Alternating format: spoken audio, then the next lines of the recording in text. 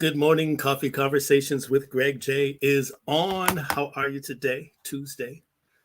Man, November 1st already. Time is flying by. I don't know about y'all, but I'm almost unable to keep up. It's so much going on. We're 1 week away from the election time, right?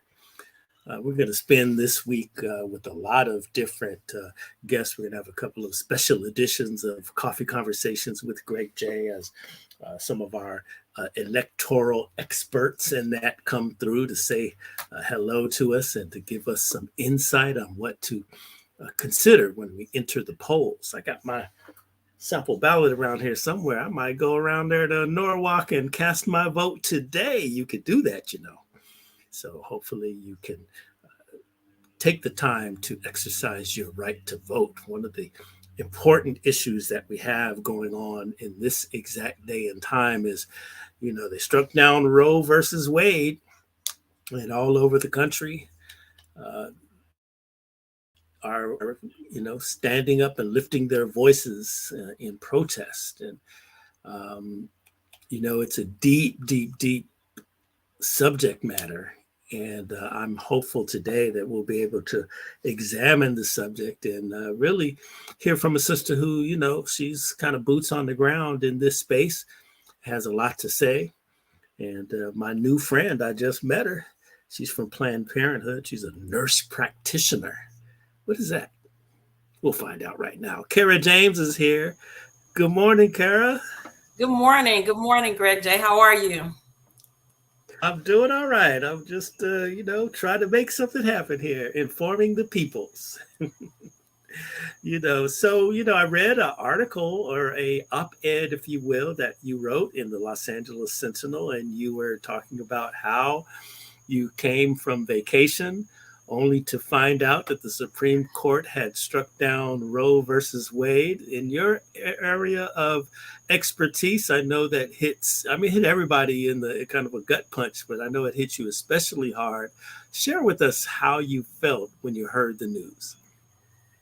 You know, it was devastating. You don't think about how important that access is, but the access to safe and legal abortion ensures that every single woman has the freedom and power to control her own body, her own decisions, and her own destiny.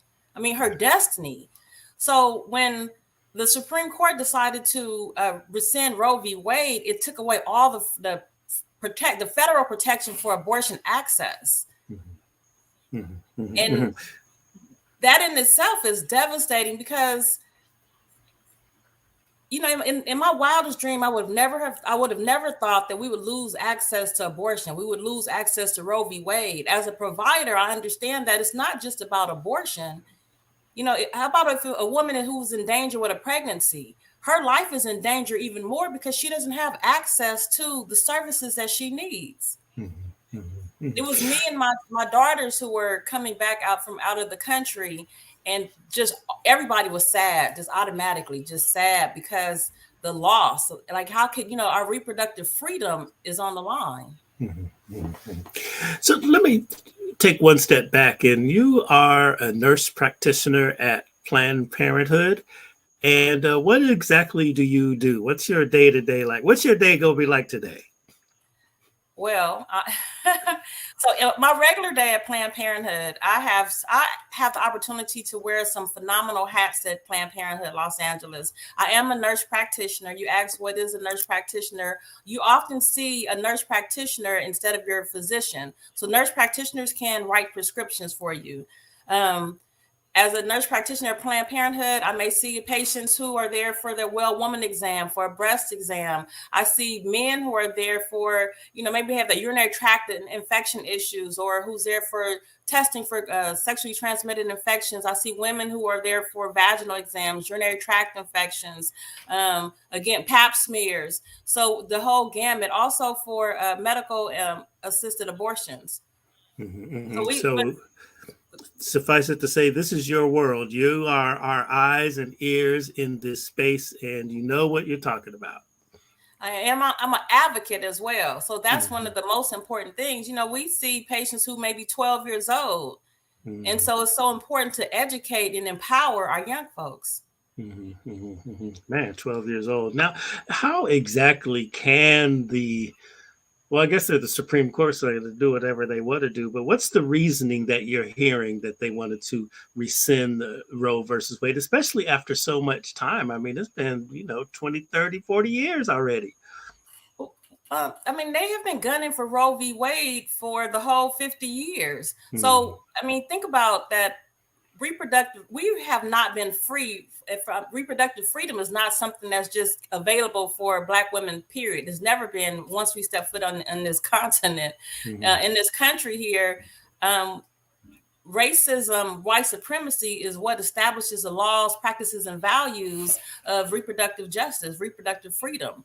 So our access has always been limited.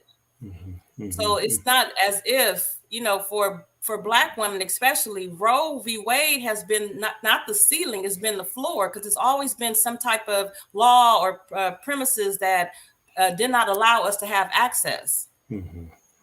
So it's always been, on shaky ground from the start. It's never been just absolute access for us.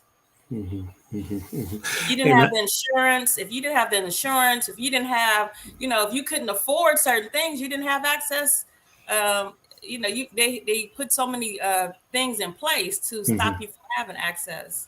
The insurance piece is, really, really something. Now we know that insurance can be exceedingly expensive sometimes. Healthcare is a monster. And I know it's now open enrollment, I think, just started here. What's some of the insurances, like, say there's somebody who just started on this broadcast with us, and they hear we've just started the conversation, so they hear what you're saying, but they're saying, dang, I need some insurance. What are some of the routes that a sister could go to relieve some of that insurance bondage? Here in California, we have an FPAC program. So the majority of our patients do not have insurance. So FPAC covers women, well, not just women, for men as well. So sexually transmitted, as long as you are not, if you have not reached menopause, or if you're not sterilized, it covers all of your sexual transmitted infection checks. It covers your well woman exams, your breast exams, for men as well. But then even past that, it can be just a donation. So much is cut. We're so blessed being in California to have the coverage that we have here, because they ensure that we have those things covered. Other places are not so lucky. So, it's interesting that you asked that question. I often see patients who have insurance, but what they know and what's comfortable to them is Planned Parenthood. Understood. So now that Roe v. Wade has been overturned, but Governor Newsom says, hey, the state of California, come one, come all, when you need these reproductive services. What is it that we need to know as voters in order to keep that policy in place? So Proposition 1 is a right to reproductive freedom. And it would amend the California Constitution to establish a right to reproductive freedom, which includes abortion, but also birth control.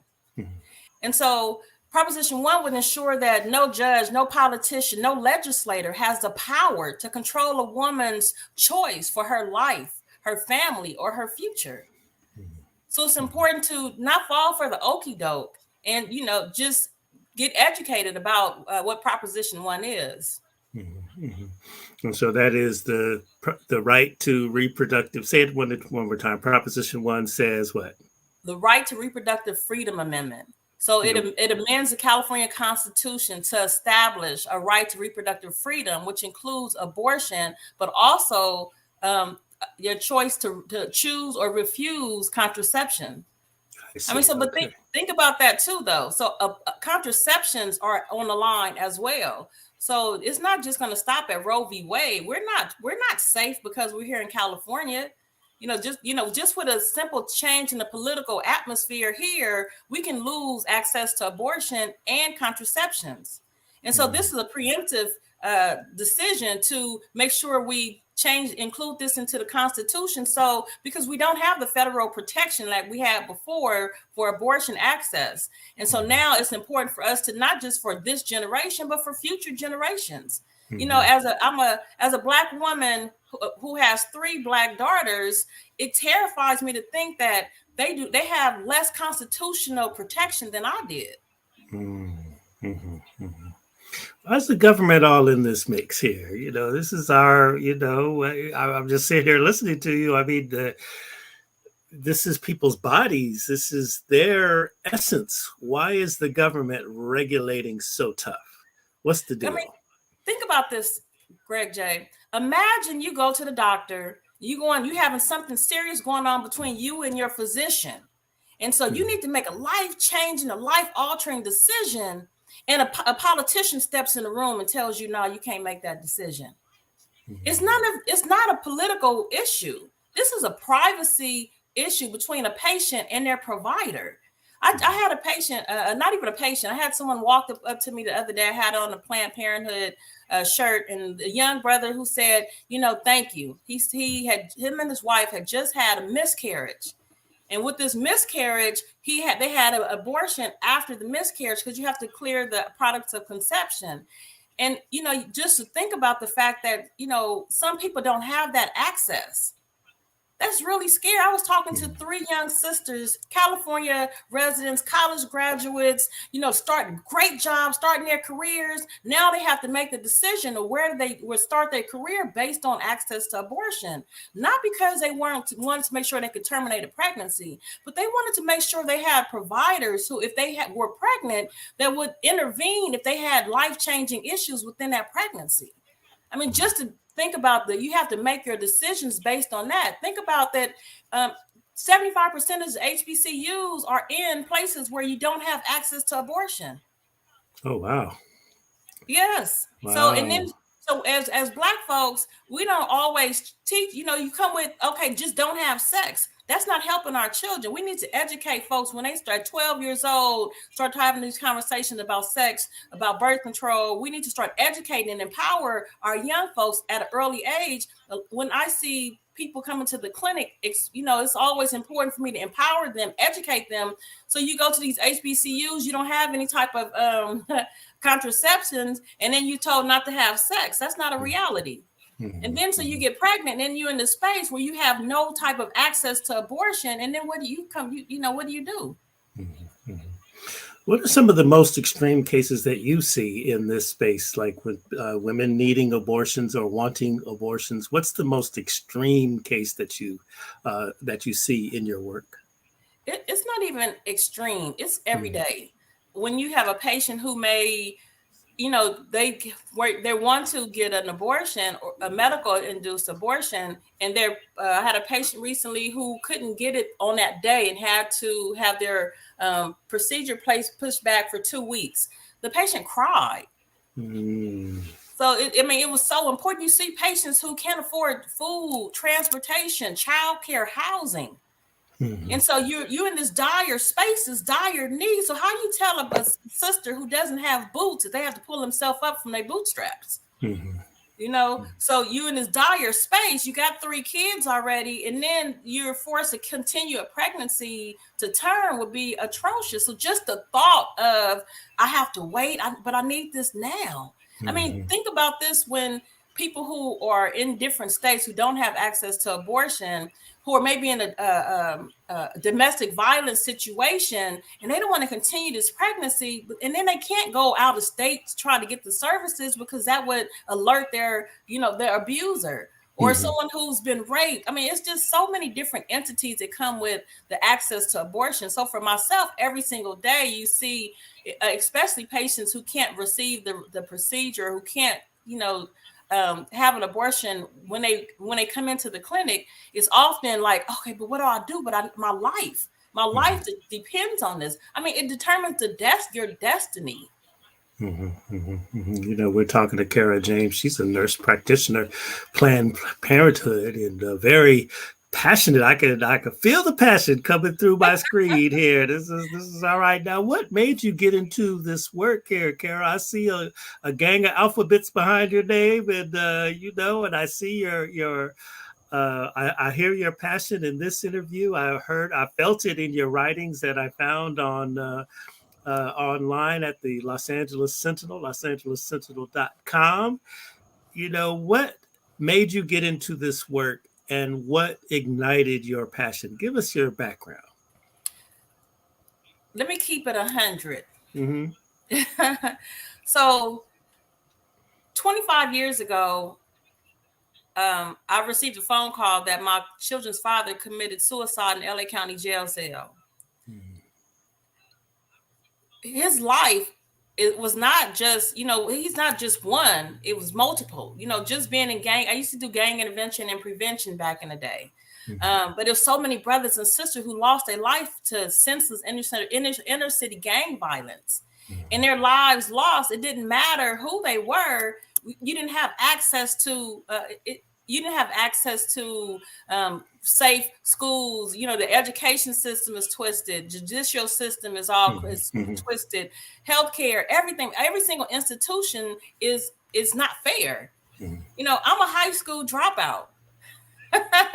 And that's my passion is beyond is because of my situation, the things I saw. I know I was a Black woman who I needed someone to stand with me. My shirt says stand with Black women, but it's been times in my life that I needed someone to stand with me. One of my mentors why his name escaped me just now. From you were having him on your show October 28th, Dr. Anthony Sabat? No. From Northridge. Oh, David Horn, Dr. David Horn. Yes, he'll be with us on this Thursday, as a matter of fact. So David Horn would fuss at me because I was going through it in life, though. He knew I was smart, and my skirt too short, and he'd be, wait, what do you have? Why do you have that on? You need to respect yourself, and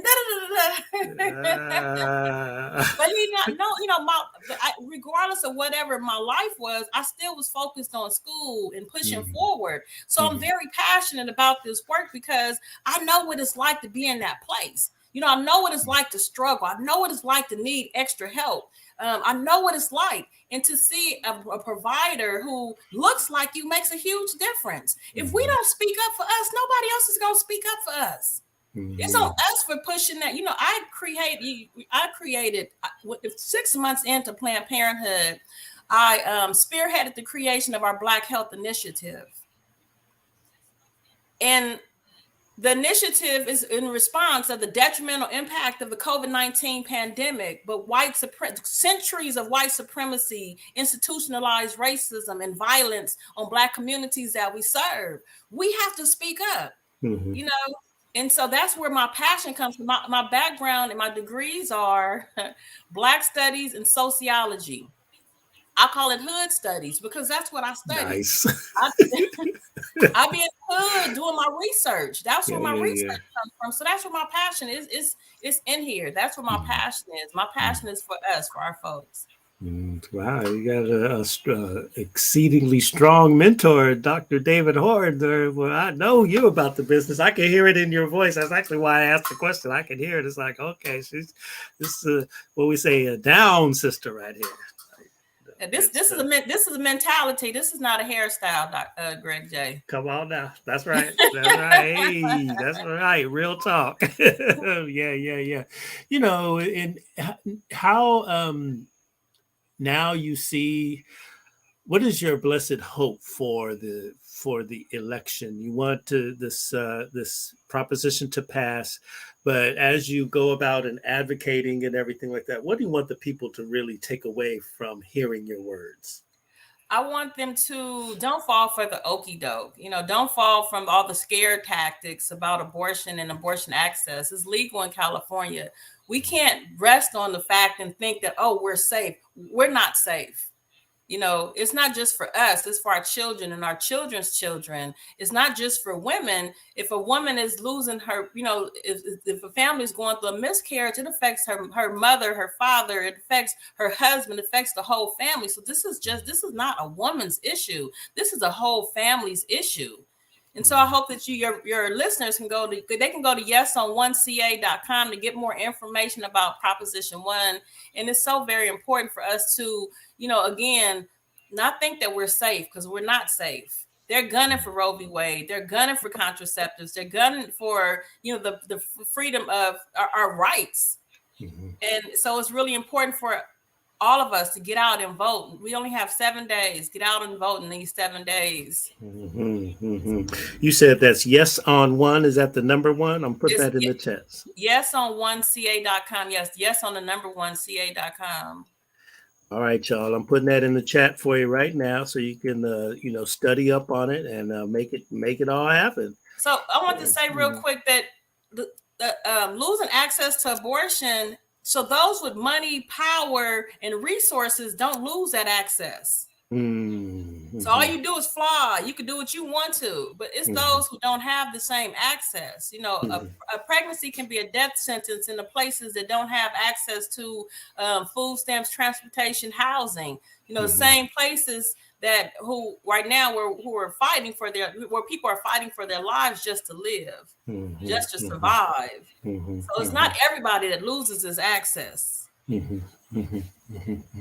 Now, do you encounter a lot of people who may be against the work that you're doing? I mean, I know I've been at church where they rolled up on the church house, just try to protest abortions and everything like that.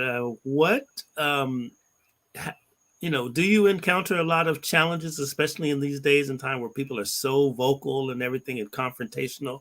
What do you hear are the challenges? And it's not even funny. It's so preposterous that it's not funny. You have to laugh because it's so ridiculous. You should carry this child to term, but you're not going to help me with this child, to raise this child in any way whatsoever. So you want to force me to carry this child. You want to make sure this inside of me is protected, but you're not going to provide any type of protections to raise this child. So my child is still going to be faced with violence, discrimination, racism.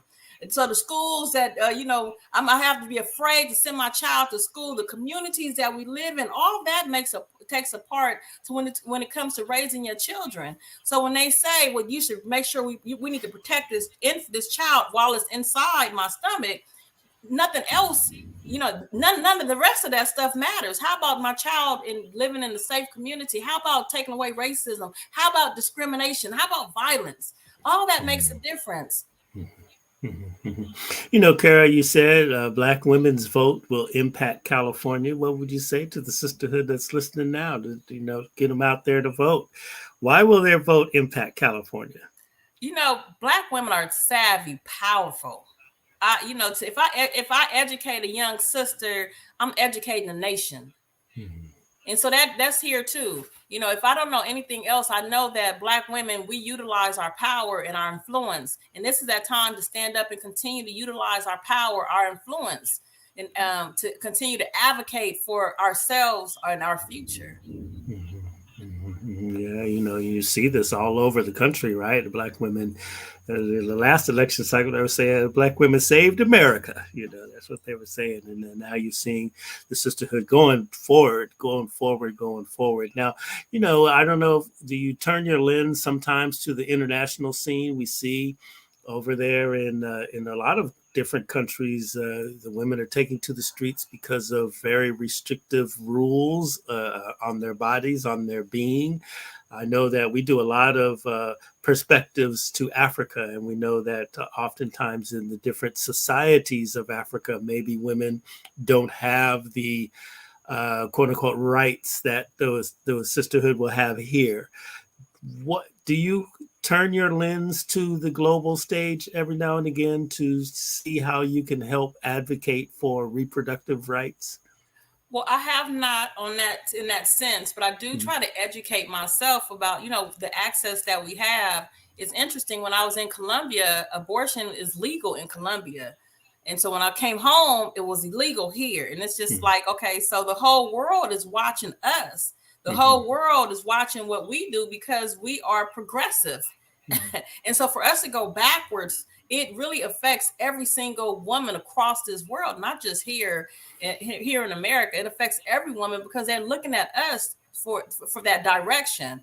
I mean, you know, when you think about slavery, Black midwives utilize concoctions for abortions during slavery. You know, we use contraceptives back then. Abortion is not something that's just started last year. It's been around for hundreds of years. They say like 1,500 years. And so it's something that women were savvy enough to create the concoctions themselves for that need. And so I'm very, it's so important for us here. And it's like I said, for us to be going backwards and losing rights, especially when it comes to our freedom to autonomy, for us to, make decisions for our destiny. The whole world is watching us. Yeah, I agree. I agree 100%. It's really, really interesting. I'm wondering, in your work, it comes to mind so many people out on the street, right? And human trafficking and prostitution seem to be, elevated, amplified in these days and time, and I certainly, even with the unhoused, I was talking to someone just earlier this weekend about the need for feminine products among the unhoused out and that type of education, even among the unhoused, especially in Skid Row. What is your perspective on, you know, what would you say, reproductive rights education among the unhoused, and how do you help those who might be trafficked, involved in human trafficking and prostitution and those types of activities, which may prevent them or encourage them to visit you at Planned Parenthood? Well, but that's why the FPAC, which is the free insurance, is so important. You come in, you don't have insurance, you live in this life, and you are in these situations and you don't have insurance. It's so important to have the access to resources like we do. So many folks in the community depend on Planned Parenthood for that reason. And that's why, smaller organizations, community-based organizations are so very important to provide the care for those who need it the most. So now, so those small CBOs, they can intersect with Planned Parenthood for, educational outreach and all of that whole thing. Well, of course, that's part of what the Black Health Initiative. And so with the Black Health Initiative, we have a flagship site for the Black Health Initiatives to help decrease health inequities, including prenatal, and also we have behavioral health care. It's a few of our clinics. I mean, we go through so much mentally. The just being Black can be so heavy. The anxiety. Yeah. You know what I mean? Yes, so to be able to talk to a patient and see a patient like, hey, I got a licensed clinical therapist here that can help you. I mean, that's phenomenal. That empowerment in itself to provide that service is phenomenal. And then also we have a community center, Planned Parenthood Community Center, that also collaborates with grassroots organizations. It's so important to collaborate with those who are out there on the front line.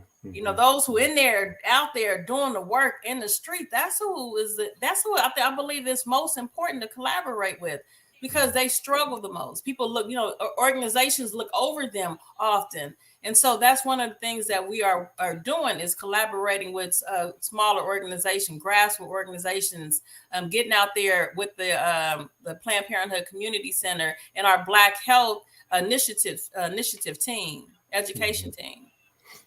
What would you say to somebody who said, wow, I never heard of the Black Health Initiative and I want to, intersect with them? It might be a church, it might be a community organization, a grassroots. How do they do that? Well, with the Black Health Initiative, I don't even have anything that I could put up there. But if you just contact Planned Parenthood, especially with community-based organizations, to just leave your information that you let us know that you want to collaborate with us. And then it's, we're at different events throughout the community. So it is places where Planned Parenthood, the Black Health Initiative would be extremely helpful to other organizations and partnering with other organizations. Mm-hmm, mm-hmm. So you say you have centers all over the place and everything. Where, we are pride ourselves on being global in our perspective, but we're housed in Long Beach. Where in Long Beach can the folks go? Planned Parenthood, Black Health Initiative. Well, okay, so, and I thank you. That's a good question. The Black Health Initiative is at the flagship site right now is at the Inglewood Clinic, and the community center is at the Inglewood Clinic. However, we have trained and had the conversation with all of our employees about justice, equity, diversity, and inclusion. So all of our staff are passionate. All of our staff are able to provide the services that are needed. We have a clinic right there in Long Beach. I have to think that I don't know the address. I think it's on. I don't want to be guessing, so don't get me to lying to you. I think it's on Pacific. Okay, all right, Pacific, yeah. All right, very good. Well, we could just Google it or whatever, and we can find the Planned Parenthood, and then there's information in there about the Black Health Initiative. Inglewood, you know where to go out there at the clinic in Inglewood, and other places across South LA and beyond. That sounds about right. So the Planned Parenthood has 24 clinics across Los Angeles. We are also in 29 high schools. We partner with the LA Department of Public Health. We have well-being centers in 29 high schools across Los Angeles, throughout Los Angeles. And that's a phenomenal place. Because again, it's important for us to talk to folks when they're young. When they're young, right? I was going to ask you about any school programs, high school programs, maybe even middle school. Now, I was listening to you said around about 12 years old. I was like, shoot, 10. Yes. I mean, because think of, what, we don't talk to our kids. We're not having these real conversations. We have 29 well-being centers, so we have clinics in 29 high schools across Los Angeles, and we're growing.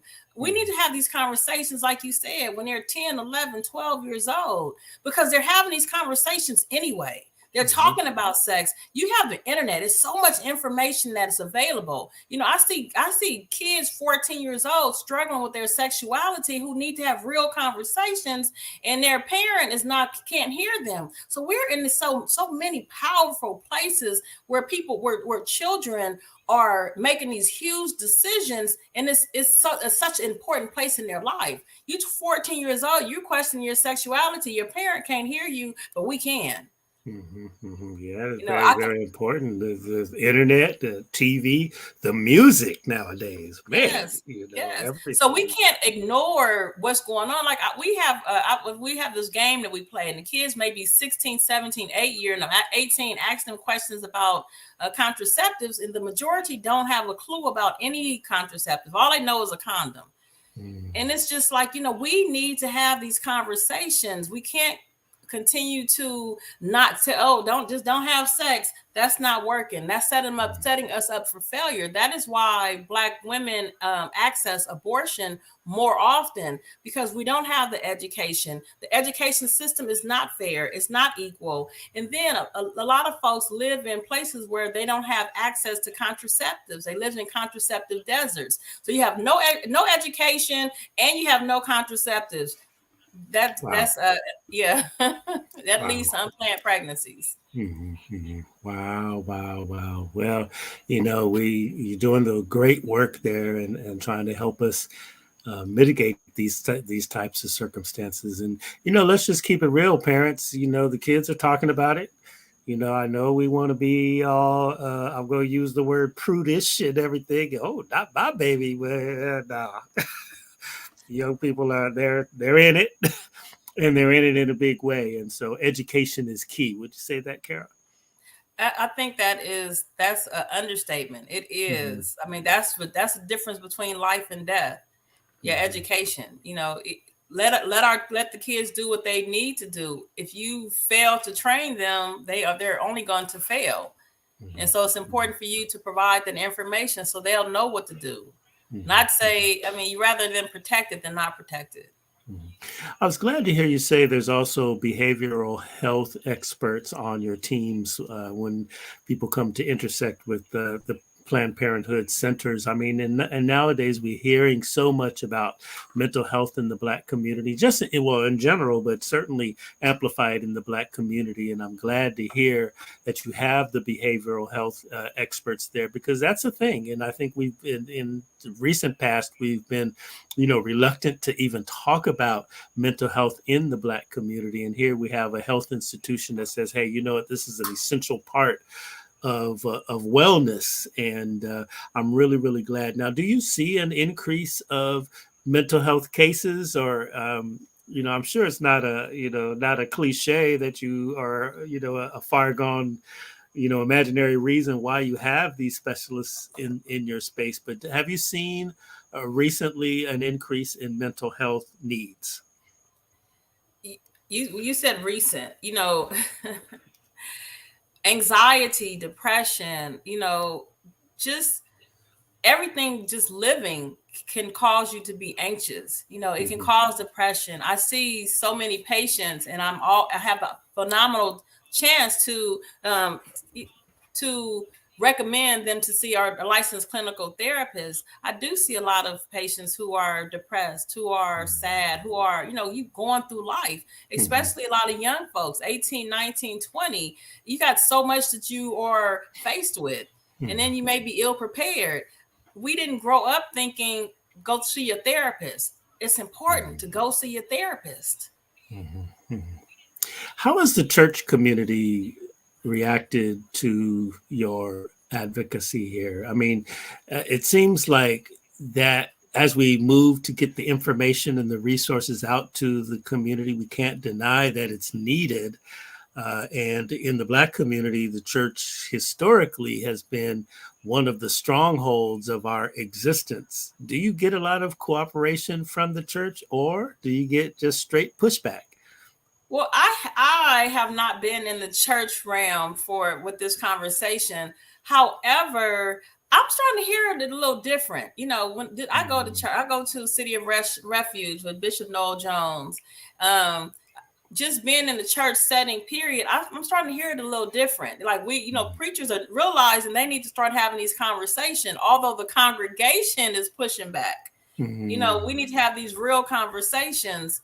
And I think that especially with sexually transmitted infection, we think of mental health. When you think of sexual health, you think of HIV and AIDS in the Black community. You think of as men who having sex with men and it's not accepted, and so he's married, and so it's so many twisted things that happen in the community that I think are restricted because of what we believe, because of the church. So I'm slowly hoping that we start changing how we see, because we need to start having these real conversations.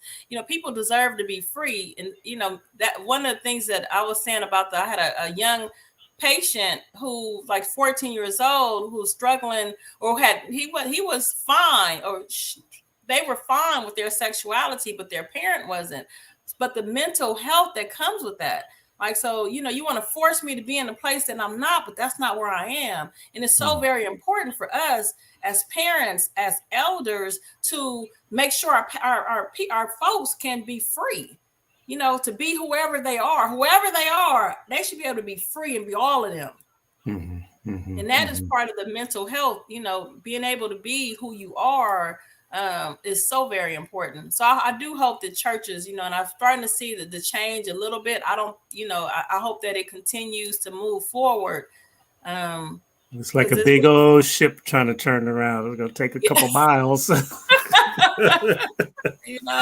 Yeah. It's sad that we still like in 1850, but we are needing to go forward because the reality of life is different. We can't continue to lie and pretend like stuff ain't going on when it's really going on.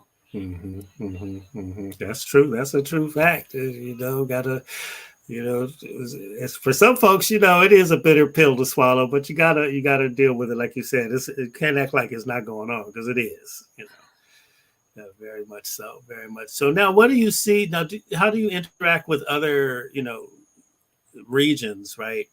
we see a lot of talk now. This is in the category of voting rights, but we still understand that there's a lot of people in rural areas like down south and everything like that. And how do you see, just when you turn your lens nationally, the information getting out to brothers and sisters that might live out in the boonies, or down south, or where stuff like this is very, very rampant? How do you get the word out to those in rural sections?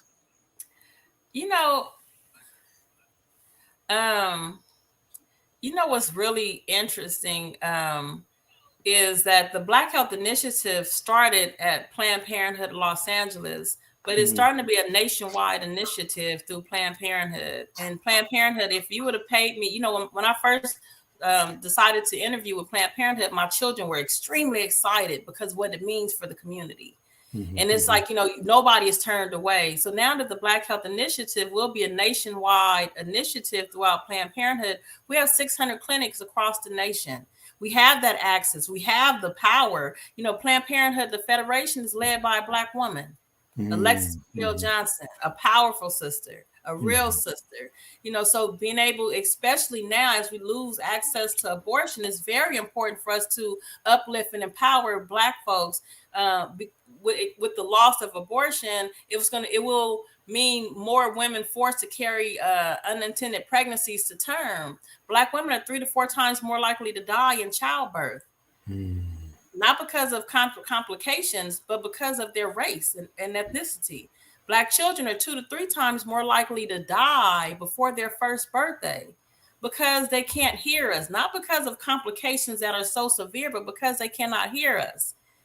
And so it's so very important for us to utilize our position and educate and empower the communities across this nation. So Planned Parenthood Los Angeles has been phenomenal with providing the resources and making sure that we are empowering our folks.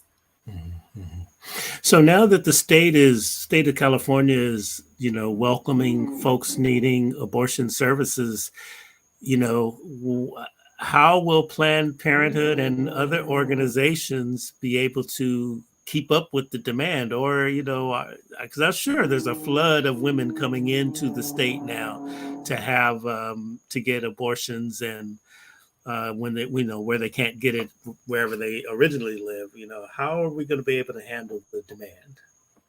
So the demand is across the nation. So it's not like so much the impact is just here. It's all the way across the nation.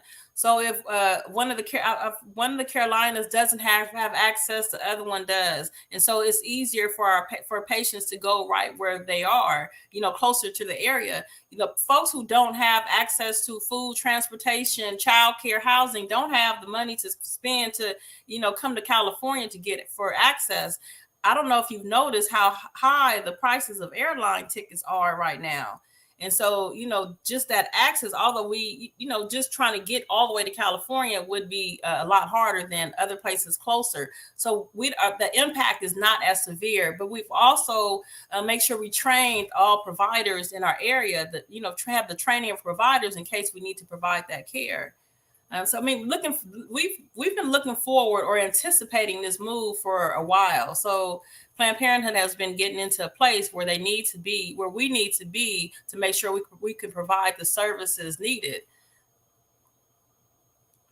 Now, this is really fascinating stuff, and just the need for healthcare in general. But in this specific area, you could just hear, as Sister Cara describes, the need. You can see this is important, y'all. So this is why y'all need to really make sure that you vote. Well, you can vote now, but make sure that you vote.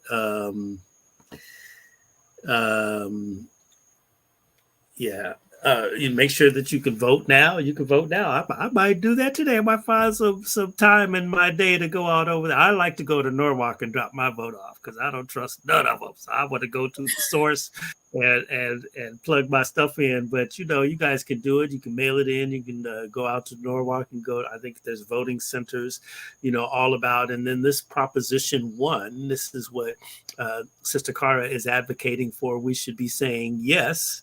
And we should say yes. Why? Well, it's a life. It's for life. It's for the not just. It's not just for us. It's not just for It's for our children and our children's children. Safe access to safe and legal abortion ensures that every woman has a freedom and power to control her own body, her own decision, and her own destiny.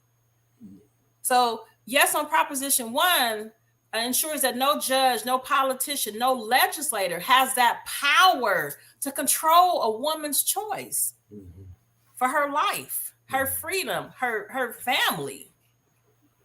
So we're not safe here in California.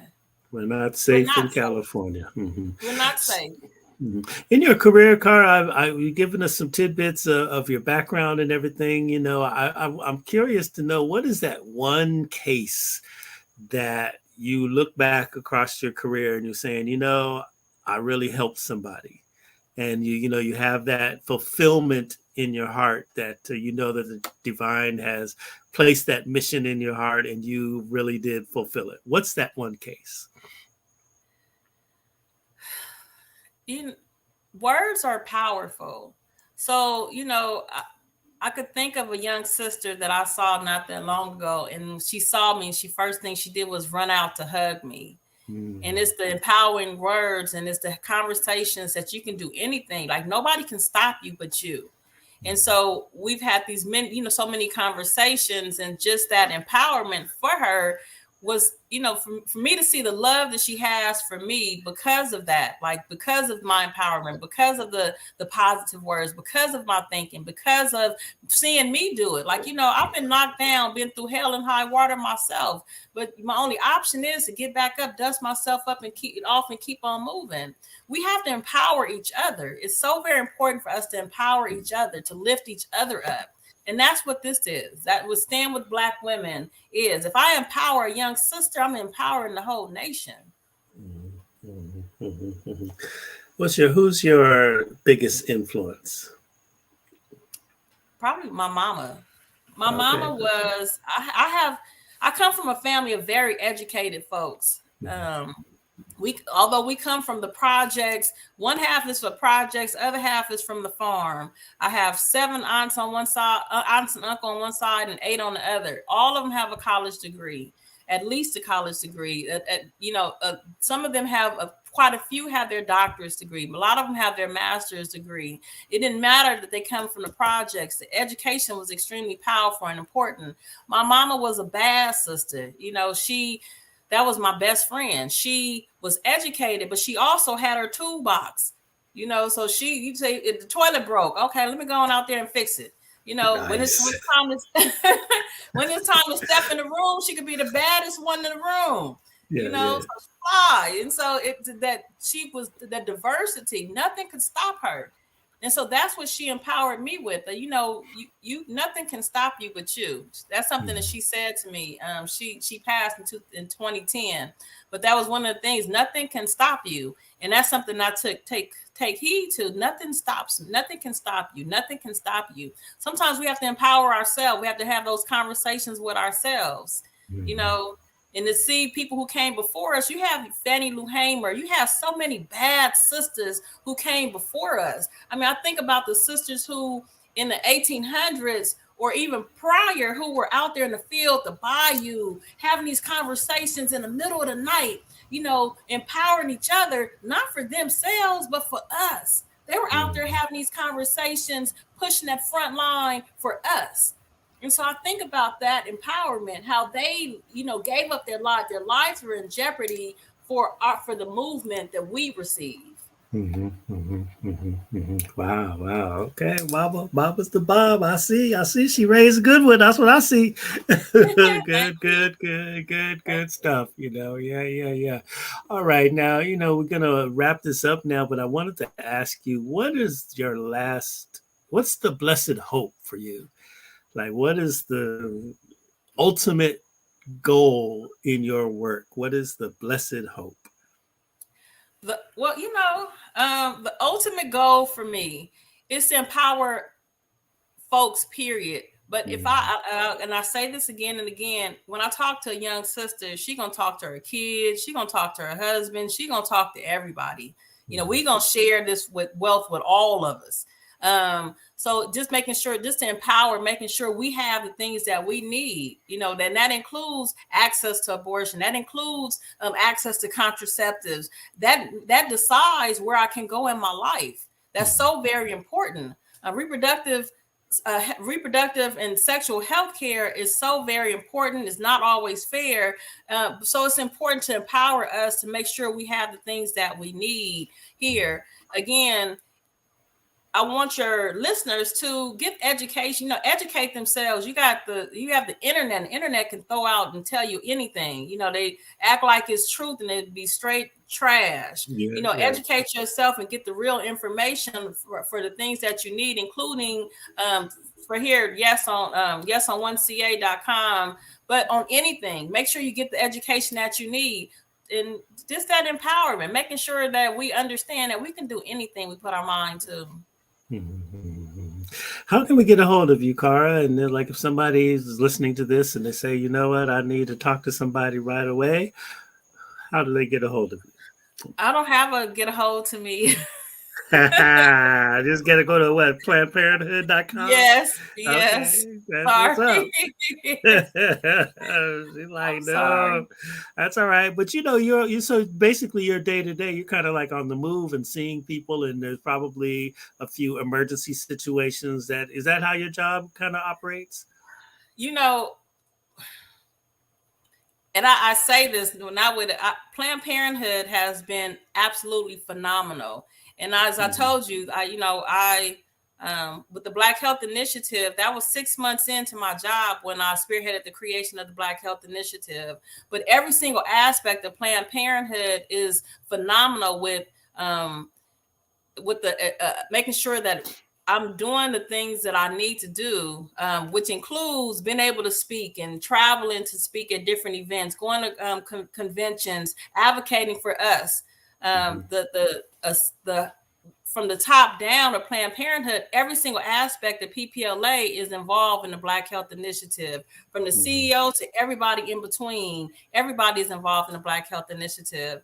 So the Black Health Initiative Planned Parenthood has been phenomenal for our community in providing the resources that we need.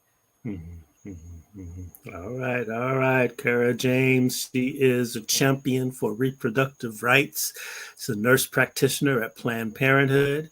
She spearheaded the Black Health Initiative inside of the Planned Parenthood, is growing by leaps and bounds, making a difference out here in these here streets. That's what I see as a good, good sister to know, and know that somebody in there fighting for you. This is what I see, and fighting for all of us. One thing that I'm struck by on this, you have mentioned a couple of times that men come through Planned Parenthood for services too. You never really, on the outside looking in, you don't really realize that the brothers are coming in through. But yes, yeah, I mean, so it's brothers come in too, definitely to Planned Mm-hmm. Parenthood. Mm-hmm. If you are having sex, period, you should come get tested every 3 to 6 months. If it's anything that seems like it's wrong, you could come to Planned Parenthood. I have brothers, when you get a little older, somebody didn't talk to you, didn't have the right conversation with you when you were younger. And so I have brothers coming in 20 years old, like I don't know, and I need to have a real conversation because my mama didn't say. And so we have those real conversations at Planned Parenthood. Also for the behavioral health care, licensed clinical therapists are not just for women, it's for men too. We have patient advocates who can direct you, who can provide or lead you to where the services that you need. So to help you to see, like a patient who doesn't have housing, okay, so let me try to help you get this housing. So it's not just for women, it's for men too. Planned Parenthood has services for our brothers too. All right, well, that's true. I think that's all right. They're really, really good stuff. And, there's things out there to help y'all. And right here, Coffee Conversations, this is the home for culturally relevant conversations. We keep it real here. We're from a global perspective, but it's about us. It's for us, by us. We want to get the information that affects us in our community. We're never preaching hate, okay? So let me just kind of say that, because based on conversations I've been having sometimes, but we are all about peace and love and well-being and wellness. You see, look at Sister Cara. She's telling you what she sees. There's some hard situations out here, and we need services and folks like Cara James to take care of us and inform us and educate us and uplift us, because we don't die, we multiply. That's what they used to say in the old records back in the day. So we want to multiply in good health. Is that all right with y'all? Yeah. Any last words there, Cara? Yes, don't fall for the okie doke. Get educated, empower yourself. Go to yesonone.ca.com. They can give you a lot of information for Proposition 1. And Planned Parenthoods are across Los Angeles County, across LA, and beyond. So you're welcome. Please come. You're welcome. You are welcome. You're definitely welcome. All right, y'all. There you have it. We put those addresses in the chat. Don't be afraid. Reach out. Oh, and make sure your list, get out and vote, please. Take your mama, your auntie, your cousins, your sisters, and go on, get out there and vote. If you have your ballot, you need to mail it in. Go ahead and mail it in. It's important for us to ring the alarm on every single election across this country. Our power is powerful. This is crazy important, you all. We've been kind of banging the bell about voting, and Sister Cara co-signs right there. We're going to have a few other guests in the coming week. We will do some special coffee conversations with Greg J to get some of our electoral experts through here to share with us the information that we need to go to the polls. Thursday, got Brother Dr. David Horn, who's the mentor of Cara James. I didn't know that. We're going to talk more about the City Hall situation there, and Professor Horn is going to come through and give us some perspectives. I know Carolyn Fowler is going to come through. She's part of the California Democratic Party, and she's going to give us some perspectives on the elections, and who knows what else. Just know that when you get the signal, Greg J is going live. Coffee Conversations was going live. Just tune right on in. And if you missed the live, it's okay. It's on demand right here at our Facebook page, Coffee Conversations with Greg J. Plus, we repurposed the audio and we put it out there as a podcast wherever you get your favorite podcast. It's there, Coffee Conversations with Greg J. Cara, it is an honor to meet you. I mean, you don't even know. I'm going to stay in touch with you here. I just really, really like your vibe, and I really like what you stand for. And, let's stay close and see what we can do to help our community. All right. I am down with it. And I appreciate you. Thank you so much for giving me the opportunity to bring this conversation today. All right. Thank you. All right, y'all. You know what it is. Love one another. Love one another. Love one another. Peace and blessings. Yeah.